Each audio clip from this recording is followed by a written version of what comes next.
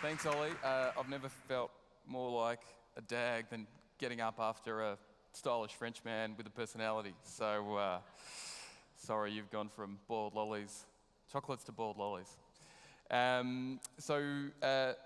Very happy to be here. Thank you, Pause Fest, and Ollie particularly for inviting me to talk today. Firstly, a big shout out to the people at Beer Deluxe, the Envato people at Beer Deluxe in the courtyard. If you're interested in talking about building something or creating something, go and see them after my talk, preferably. Today I wanted to talk to you about how you create experiences people love in your organisations. When Ollie asked me to talk, he said, "We've got to talk. It's all about disruption." I said, "Oh, I don't feel like I'm very disruptive."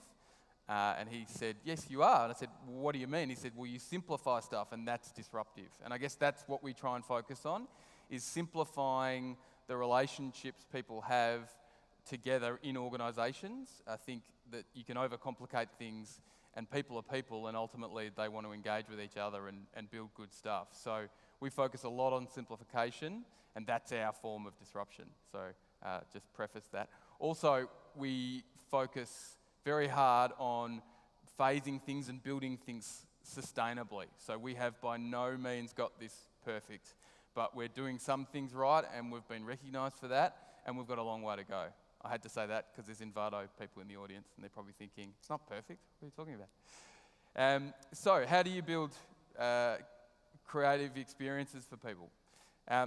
One thing that a lot of us do when we trying to understand how people are feeling within organisations is we waste time on assumptions. So we spend a lot of time in your office, in the car, in the shower, in meetings, trying to make assumptions about what people are thinking and how they're feeling. That's a complete waste of time. It doesn't matter if you've got 10 people in your organisation or 10,000.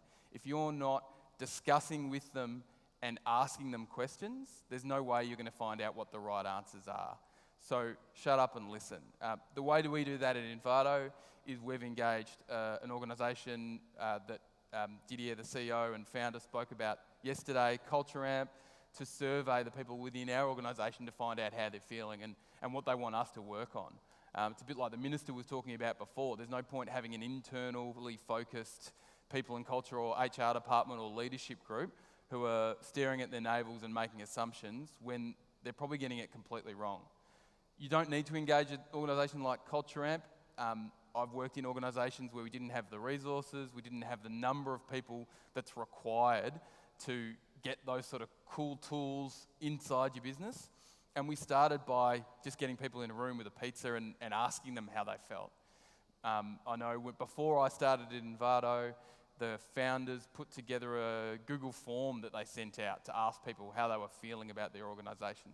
They had no survey skills, they had no PhDs in psychology. They just started asking questions, and those questions formed some data that they then used to ask more questions. So it can be as simple as that. If you get to a point where you're looking to invest in something else, a tool or a methodology, or get some support from experts, then I suggest Culture Amp's a great place to start. We also use Great Place to Work, which is another survey tool which gives us another set of data, and we use Job Advisor and Glasshouse so we can understand what people are thinking about our business anonymously. And all those things build up a good set of data that you can take away and use to start conversations. So just a couple of tips on what we're doing and what you can do with any size business.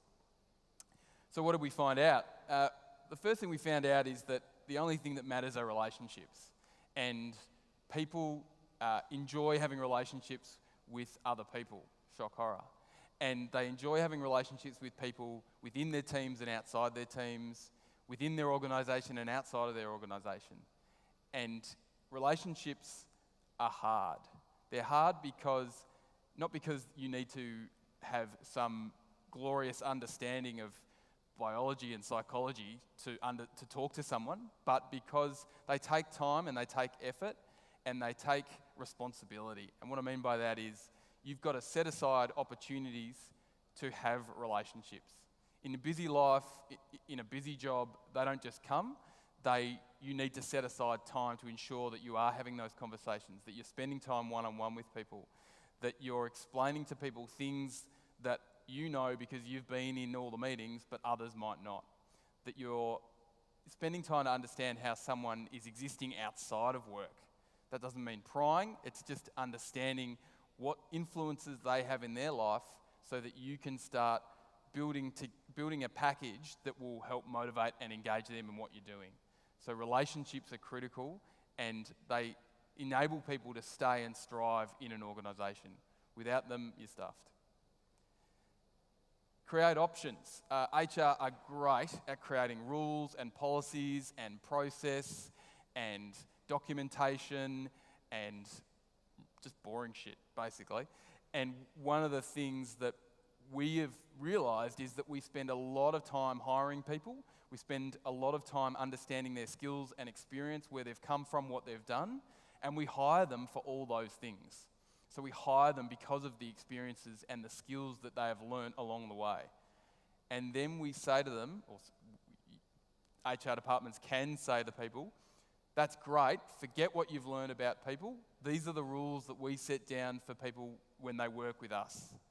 And that limits any sort of creativity around leadership and engagement and relationships that they've learnt along the way. So what we've tried to do is give people parameters that are really broad and let them decide how they work within those parameters.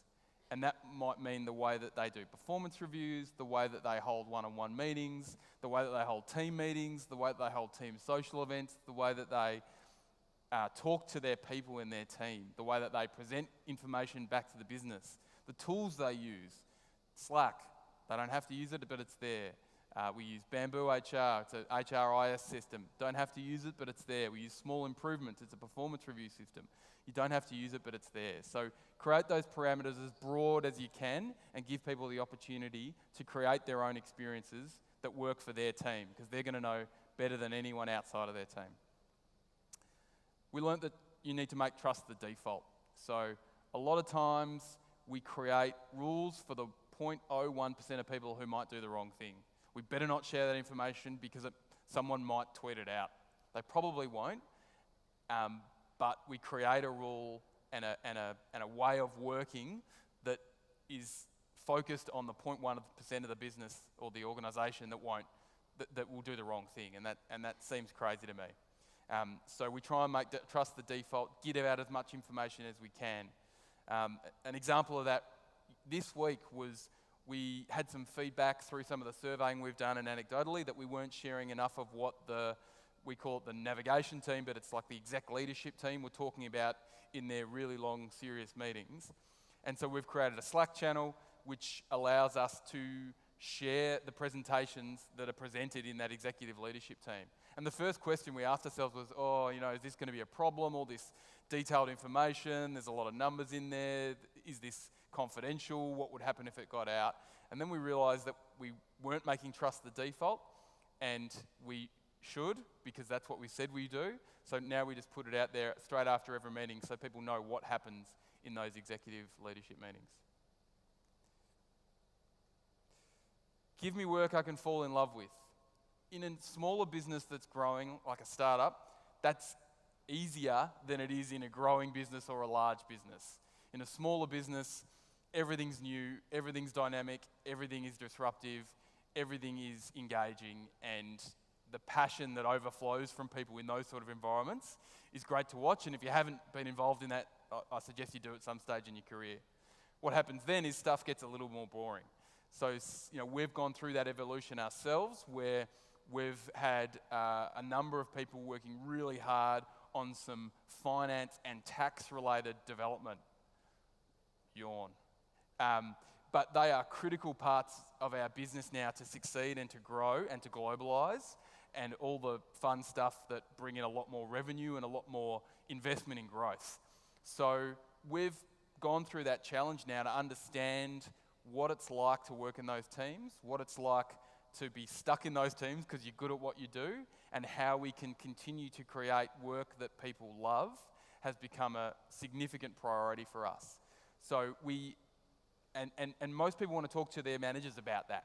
So we are constantly working to coach managers to ask the right questions, to make sure people understand, make sure they understand what it is, what work people as individuals are going to fall in love with.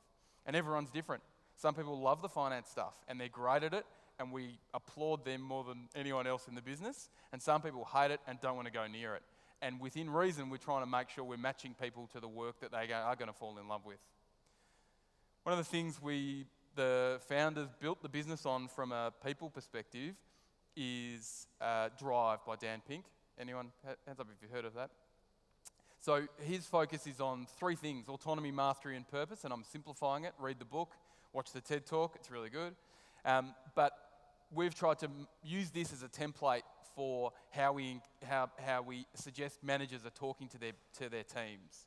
So you've got to understand what autonomy they're looking for, what mastery they're looking for, and give them a purpose.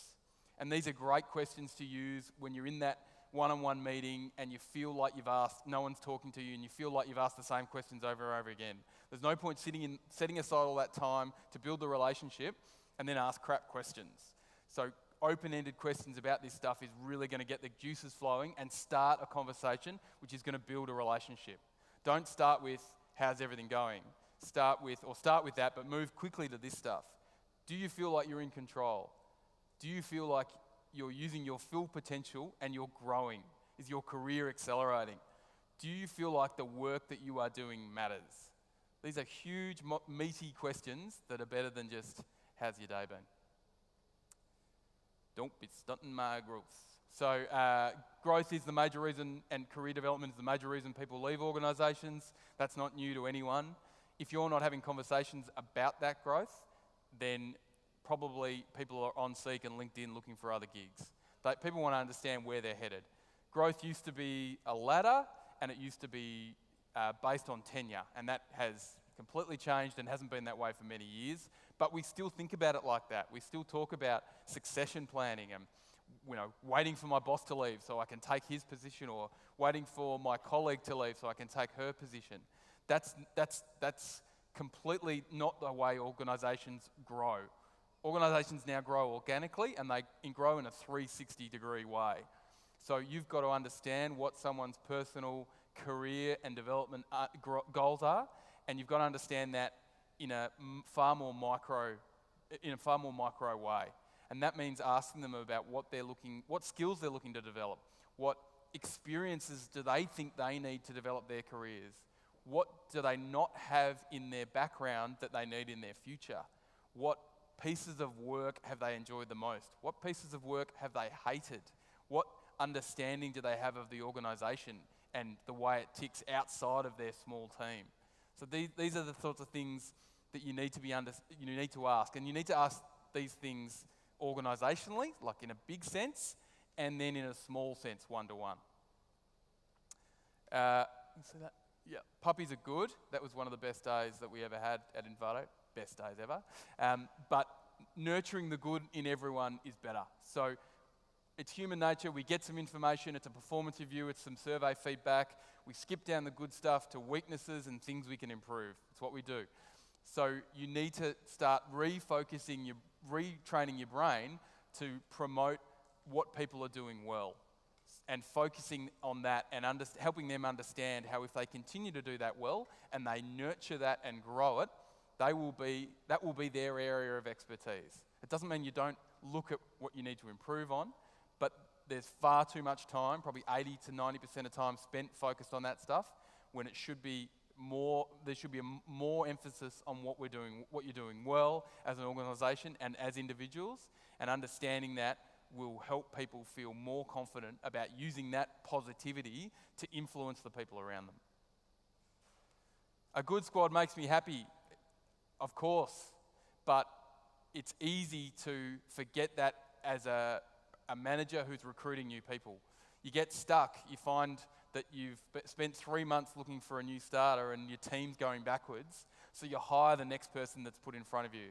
Not only does that person not work out for whatever reason, they're suited to another place or another role, but it pisses off your entire team and sends them backwards slightly.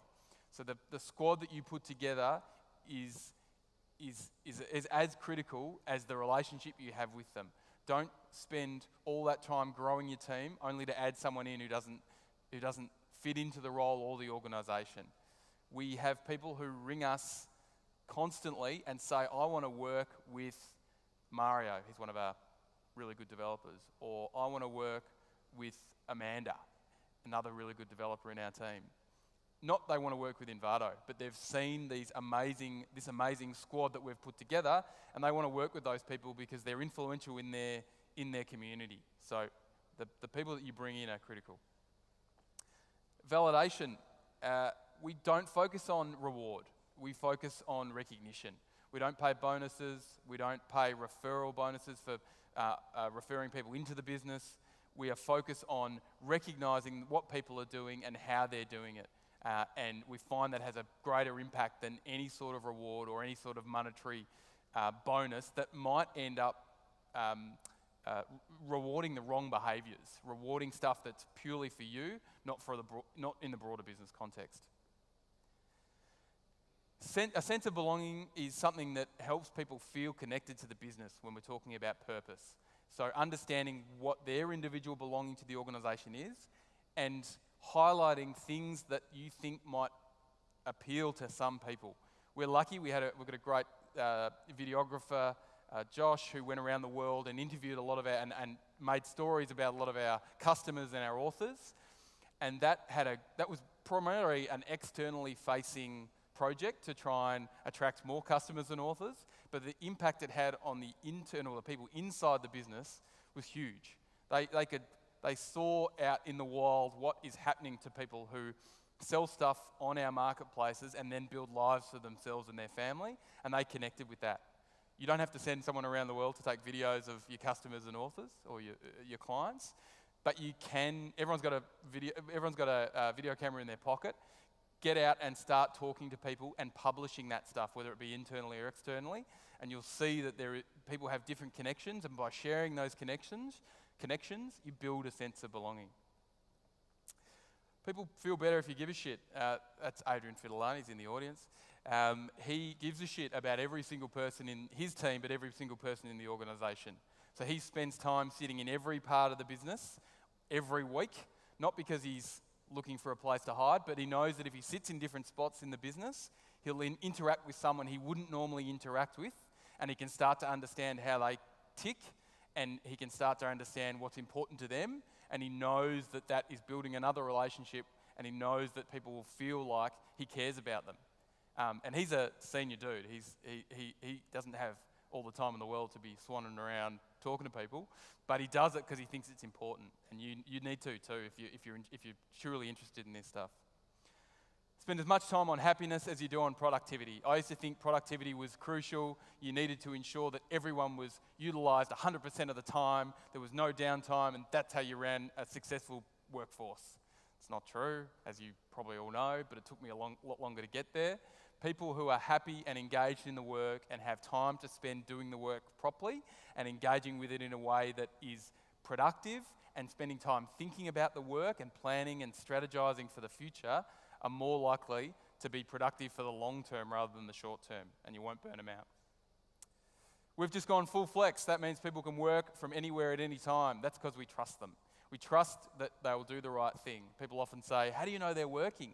It's the output, not the input.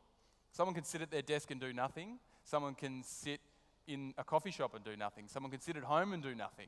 But the output is what's important. So we know from the output that they're doing everything that's needed of them to be successful, and by allowing them to do that from not just in the office, they can mash life and work together and form something that works for them. Whether they're a carer, they've got kids, they live a long way away, and it opens up your skills base as well. It opens up the potential candidates you are looking at getting into your organisation.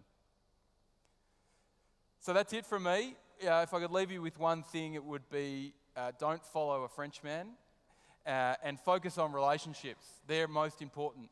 Spend time every day, even if it's 5 minutes, supporting the relationships that are important to you, whether you're a manager or not, whether just with a stakeholder, with a friend in the organisation, with a new person in your organisation. Doesn't matter who it is. Spend 10 minutes every day focusing on relationships, and you'll build a better environment. That's it. Thanks, everyone.